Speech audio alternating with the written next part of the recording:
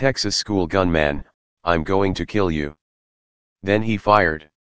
Santa Fe, Texas, AP, the suspect in the Texas school shooting began his attack by firing a shotgun through an art classroom door, shattering a glass pane and sending panicked students to the entryway to block him from getting inside, witnesses said.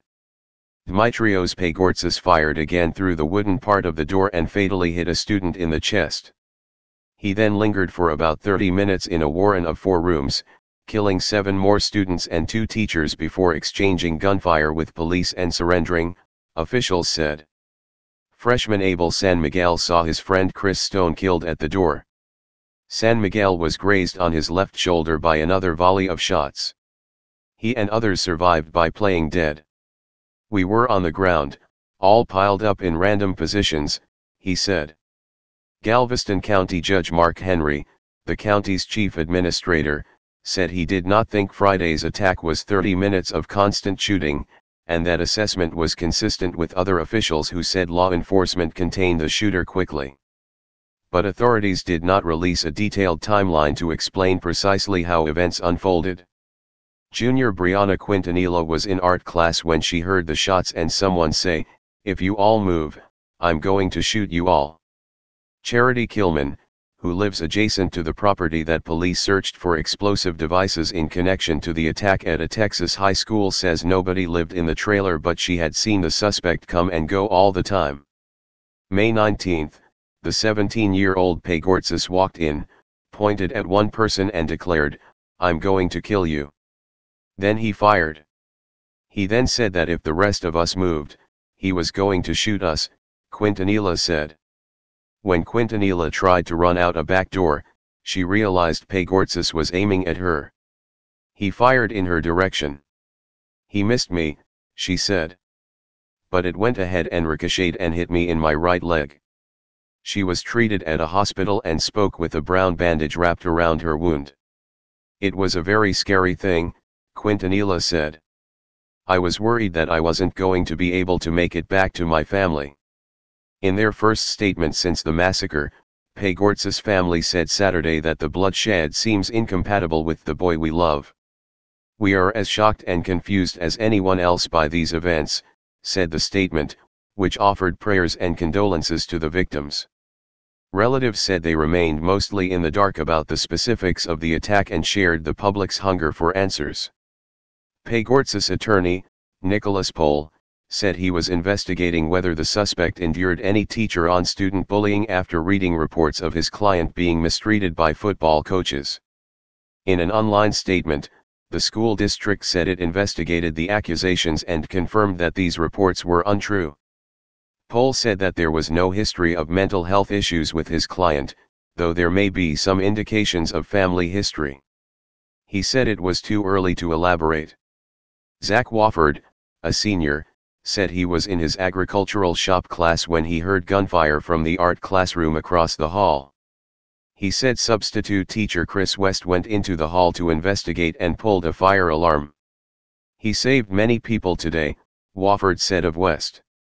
The mother of one slain student said her daughter may have been targeted because she rejected advances from Pagourtzis, who was an ex-boyfriend of her daughter's best friend. Sadie Rodriguez said her 16-year-old daughter, Shauna Fisher, repeatedly told him no, and he continued to get more aggressive.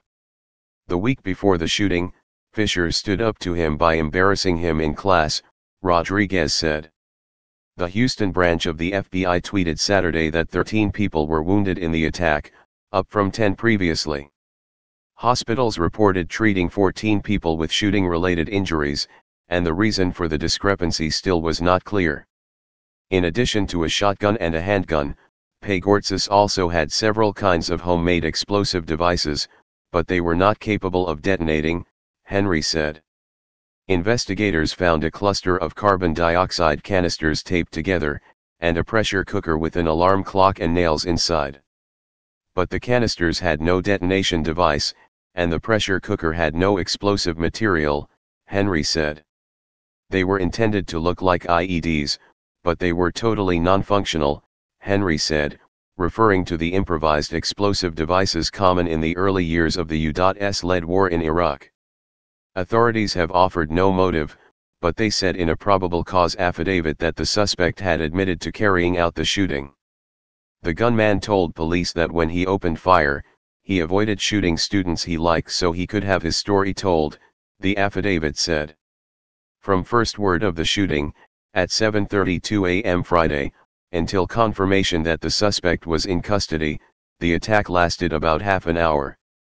Dispatch records indicate that law enforcement first entered the building about 7 minutes after learning of the assault. The suspect was said to be in custody by shortly after 8 a.m. Texas Governor Greg Abbott said the assailant got a handgun and shotgun from his father, who owned them legally. But it was not clear whether the father knew his son had taken them or if the father could face prosecution. State law makes it illegal to give a gun to anyone under 18, except under the supervision of an adult for hunting or sport shooting. Pagourtzis, who appeared to have no prior arrests or confrontations with law enforcement, made an initial court appearance Friday on capital murder charges. A judge denied bond and took his application for a court-appointed attorney. The shooting in Santa Fe, a city of 13,000 people about 30 miles, 48 kilometers, southeast of Houston, was the nation's deadliest such attack since the Parkland, Florida, massacre that killed 17 and energized the teen-led gun control movement. It was also the deadliest assault in Texas since a man with a semi-automatic rifle attacked a rural church late last year, killing more than 24 people. Meanwhile, students on Saturday were being let back inside Santa Fe High School to gather belongings they abandoned when the gunfire began. The school's grief was on display at an evening baseball game where Santa Fe players had crosses painted on their faces and the initials of shooting victims written on tape around their wrists. The team also fashioned a tape cross over the dugout with 10 sets of initials and missed but never forgotten.